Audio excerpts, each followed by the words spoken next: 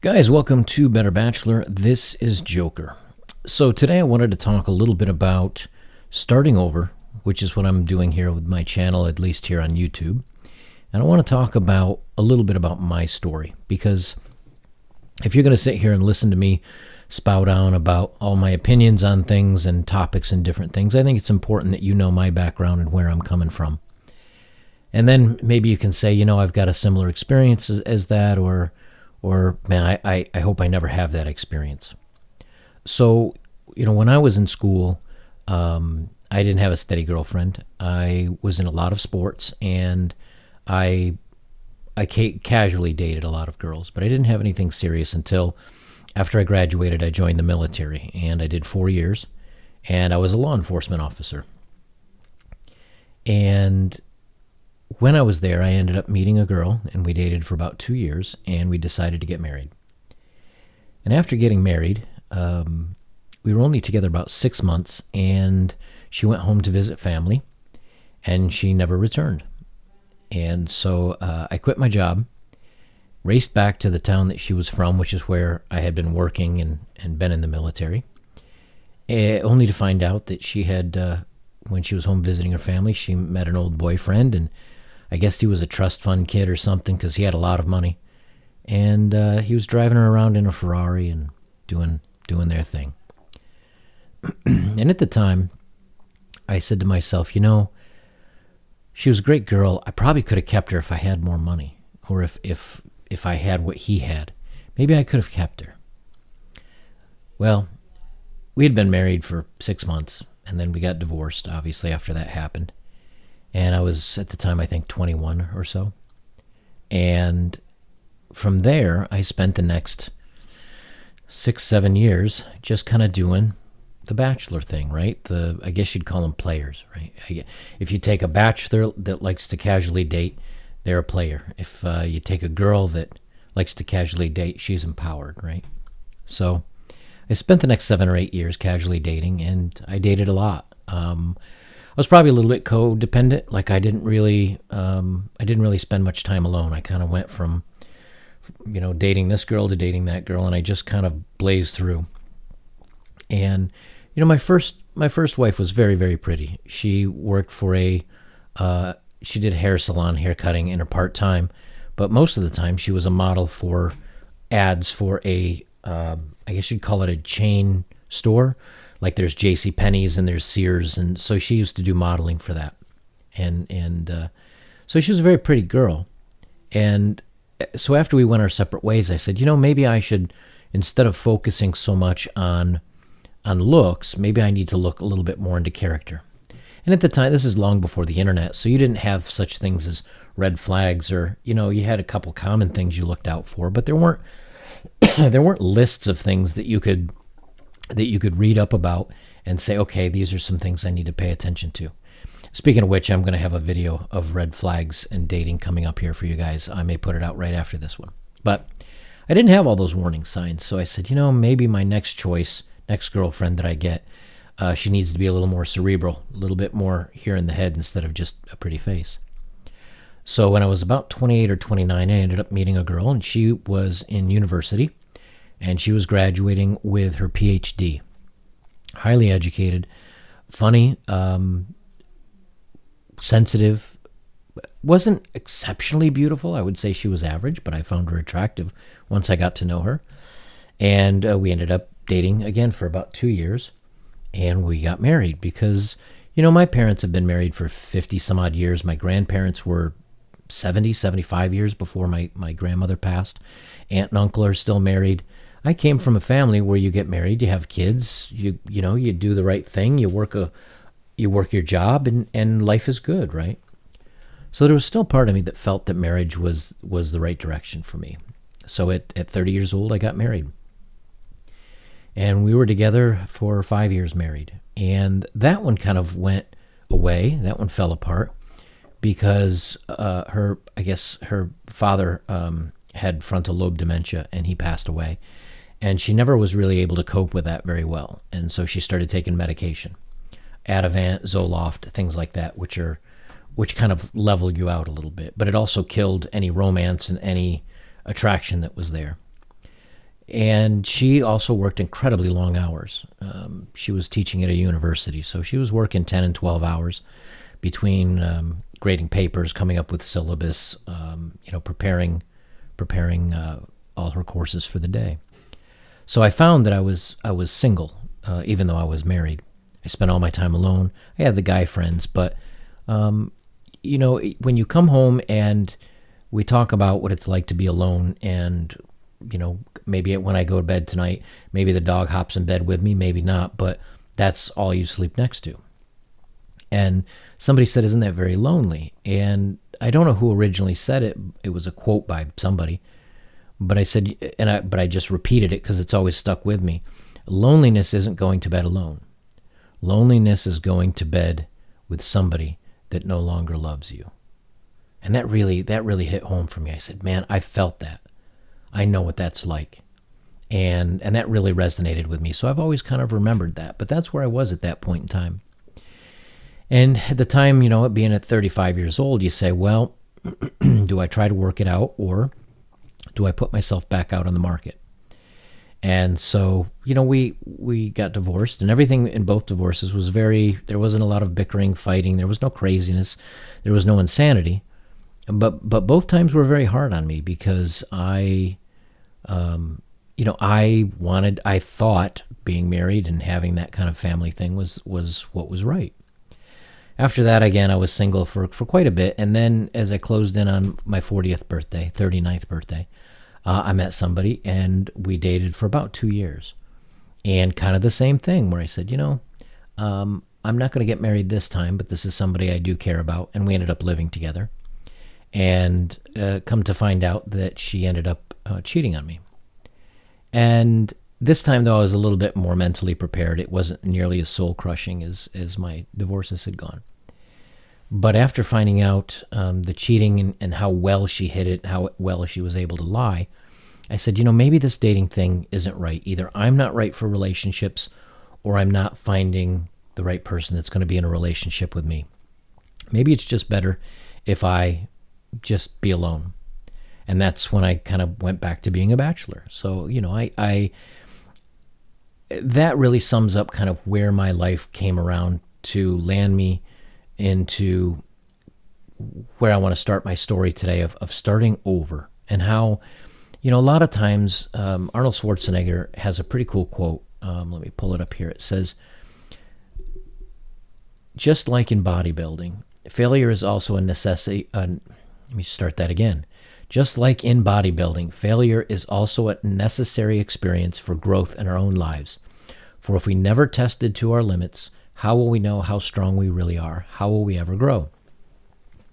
So if I had gotten married and lived the next, 50 years, I probably would have been happy. If she was happy and I was happy, and we might have had that household.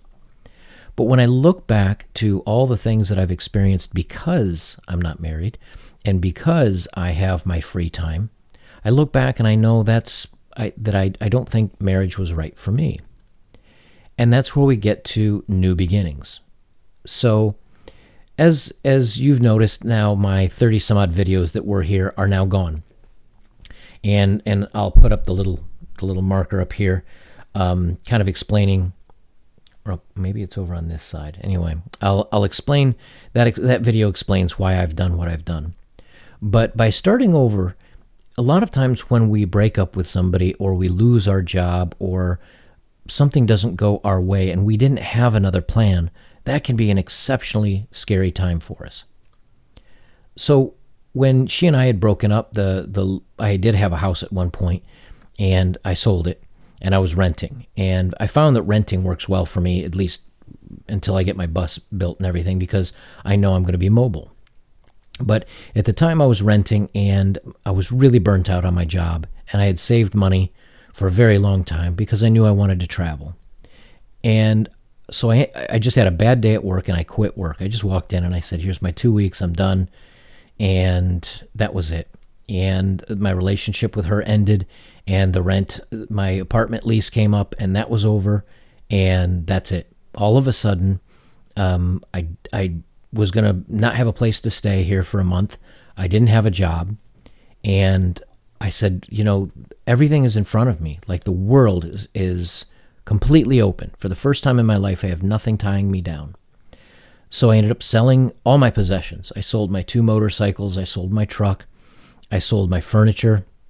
I donated my clothes except for a very small amount. And I bought a backpack, and I bought a small solar panel to charge my phones and a battery bank that I actually have right here. And I packed a suitcase, and I bought a ticket for Iceland. And that was the only, people asked me, where are you going to go, or where are you going to stay, or what are you going to do? I didn't know. All I knew is I had a ticket for Iceland. I had an 80-liter backpack with a tent, sleeping bag, air mattress, my phone, and my clothes. That's it. And some rain gear. And that was now the beginning of my life. And I can tell you now, as scary and as hard and as awful sometimes as starting over can be, there can be so much wonderful, awesome opportunity out of it as well.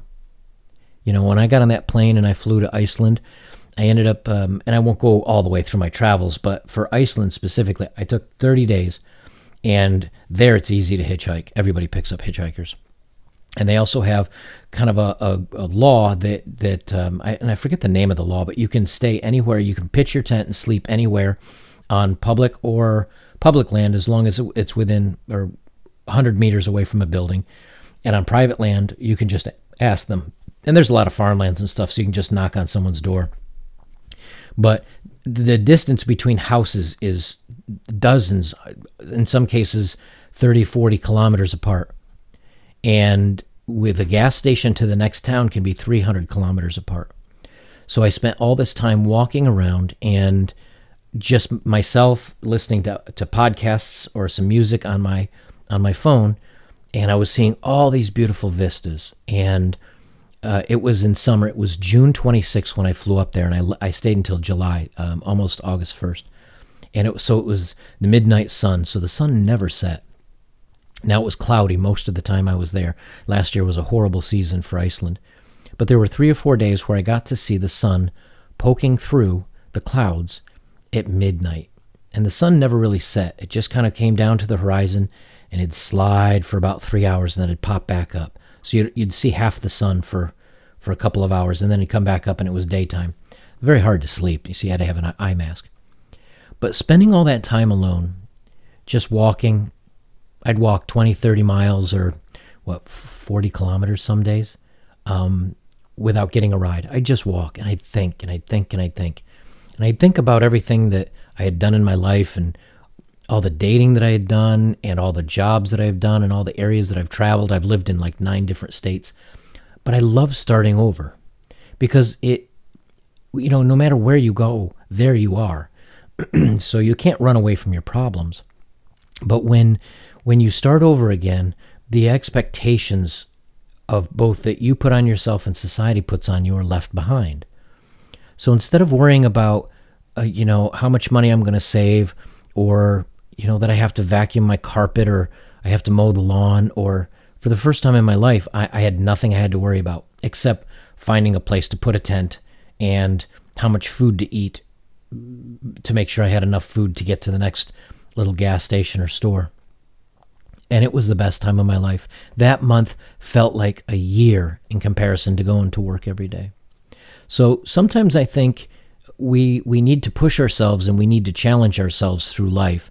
But when you always have something that you need to worry about, or something that you need to think about, or something that you're responsible for, or a job that's stressing you out, or a relationship that's not working out for you, a lot of times people say, yeah, but I don't want to start over, or what would I do? And when it's taken away from you, a lot of times there's a scramble and you can get scared. I'm telling you now that it can be one of the best things to ever happen to you, is whether you purposely throw things away and start over, or you consciously say, okay, I need to just do a reset. It's like taking a chessboard or a board game and just throwing the pieces off, scattering them all over the floor.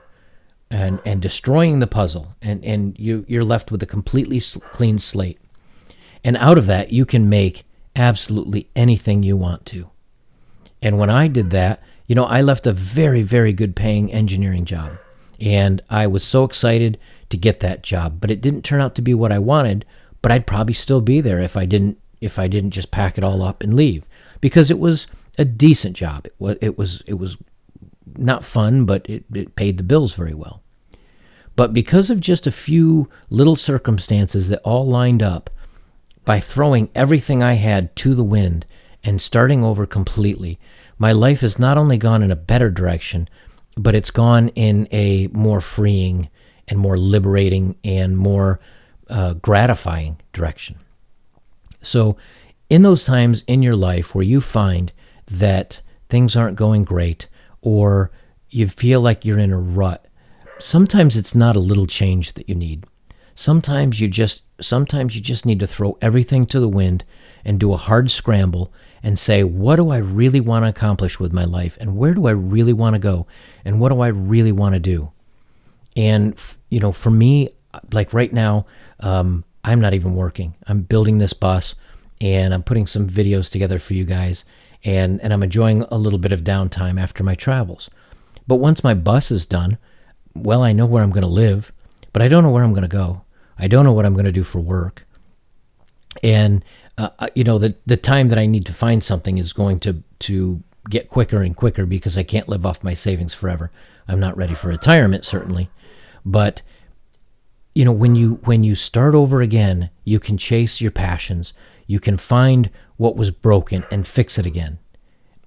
Same thing with my channel. I had some videos out with some bad language where I was angry and I was frustrated, and it doesn't mean that those were bad videos, but it gives me the opportunity now to change the format a little bit. Yes, to maybe coincide with some of the policies that I need to do to stay online, but it's also a chance to really explore what I want to do with things. And I would say do the same thing with your life. Really explore what you want to do and where you want to go, and sometimes just throwing it all away and starting from scratch without a backup plan, without all these meticulous schemes. Sorry, my dog's freaking out over something. All these meticulous schemes may end up in many ways to be the right thing for you. So I thought I'd toss that out there as my thought for the day here. I'll have another video back up behind this one. As always, you can follow me on my other channels. If you want to leave comments, please go to my BitChute channel, since I'm going to have them turned off on my stuff over here because of all the lovely trolls that like to come and visit. Guys, this is Joker. This is Better Bachelor. I appreciate y'all for joining me, and I'll talk to you again real soon.